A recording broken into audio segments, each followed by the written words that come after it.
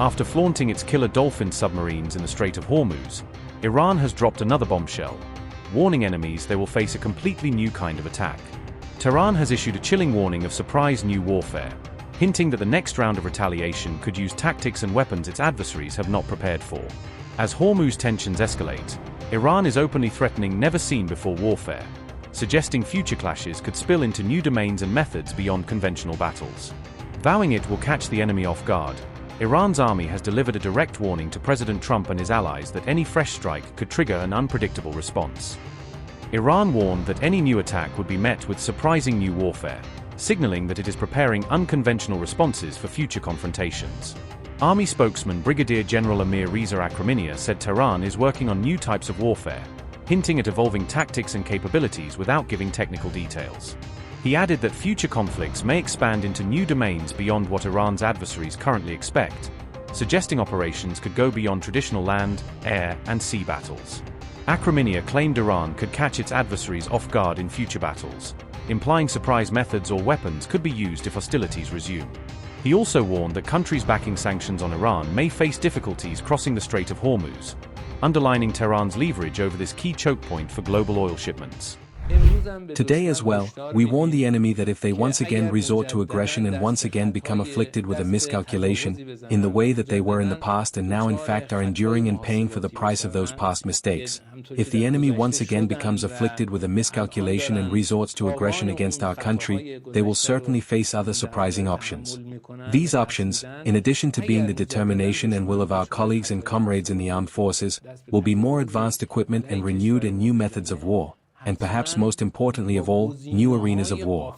Meaning that the war will enter an arena that the enemy did not predict. The enemy did not achieve any of their predetermined objectives, they were defeated in this war. Why? Because fundamentally modern wars are analyzed based on the degree of achievement of objectives.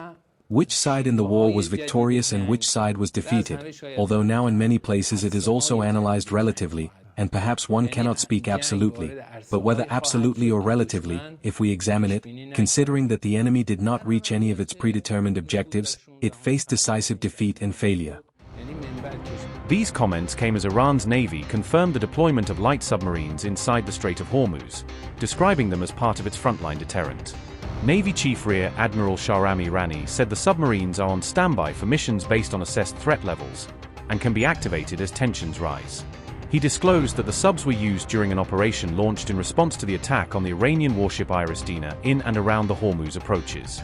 According to Irani, the submarines carried out formation maneuvers during that mission and then submerged again to continue their patrol and surveillance tasks. Irani's remarks came just days after U.S. War Secretary Pete Hegseth publicly dismissed reports that Iran possesses kamikaze dolphins, an allegation that has circulated in Western media coverage of the Hormuz standoff. And I can't confirm or deny whether we have kamikaze dolphins, but I can confirm they don't. Ultimately, any follow-on effort, if there are mines identified, would be something that some of our units could undertake or the world could undertake. But right now, we know we have a lane of safe passage that commercial shipping can flow through.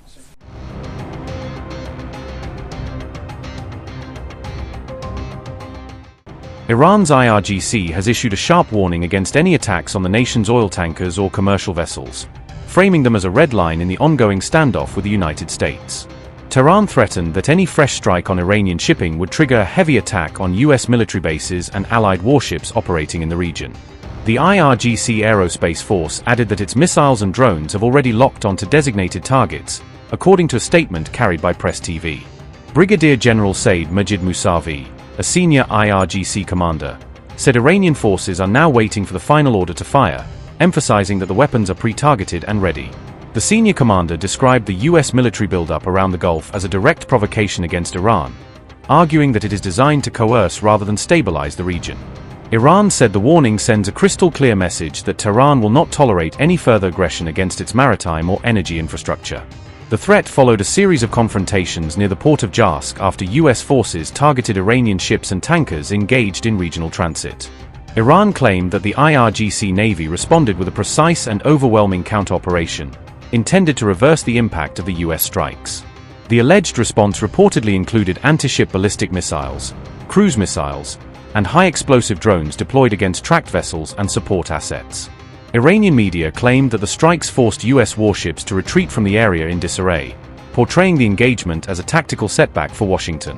Tehran also accused Washington of threatening regional maritime security and key shipping lanes, arguing that US operations create the main source of instability in the Gulf. The IRGC added that only sea corridors authorized by Iran are considered safe for transit through the Strait of Hormuz, insisting that vessels must comply with Tehran's controls. Iran warned that any foreign force making a hostile move in the designated maritime zone would face immediate confrontation, leaving no room for ambiguity in its stance. Meanwhile, Donald Trump responded with a series of cryptic posts on Truth Social, hinting at future military steps and raising fears that the exchange could trigger further escalation. Iran's new threats came as Trump said he might restart Project Freedom in the Strait of Hormuz, suggesting a return to his plan to guide stranded ships through the waterway. We may go back to Project Freedom if things don't happen, but should it be Project Freedom Plus, meaning Project Freedom Plus other? Donald Trump has announced the launch of Project Freedom, a UN-led initiative aimed at helping dozens of merchant ships stranded in and around the Strait of Hormuz, starting from May 4th. Trump described the operation as a humanitarian gesture intended to assist neutral country vessels and their crews caught in the war zone, many of which are running low on supplies while waiting for safe passage. However, US officials later clarified to outlets such as the Wall Street Journal that Project Freedom would not involve direct naval escorts in the way his initial remarks implied. Instead, the White House outlined the creation of a maritime coordination cell that will identify and share safe routes through the strait, clear of mines and high-risk areas, while coordinating with commercial shipping lines and allied navies. This signals a more limited, advisory role for the US military than the image of warships physically shepherding tankers through the choke point that Trump's announcement initially suggested. Subsequently, Trump announced he was halting Project Freedom just 36 hours after its launch, citing progress in negotiations and pressure from regional allies. As President Donald Trump publicly pushed for peace negotiations with Iran, US military forces opened fire on an Iran-flagged tanker in the Gulf of Oman. The United States said the vessel was attempting to reach an Iranian port in violation of the ongoing maritime blockade in the region. US Central Command confirmed the incident in an official statement released on May 6, detailing the military confrontation at sea. According to CENTCOM, a US fighter jet fired several rounds at the unloaded Iranian-flagged tanker, ultimately disabling the vessel during the operation.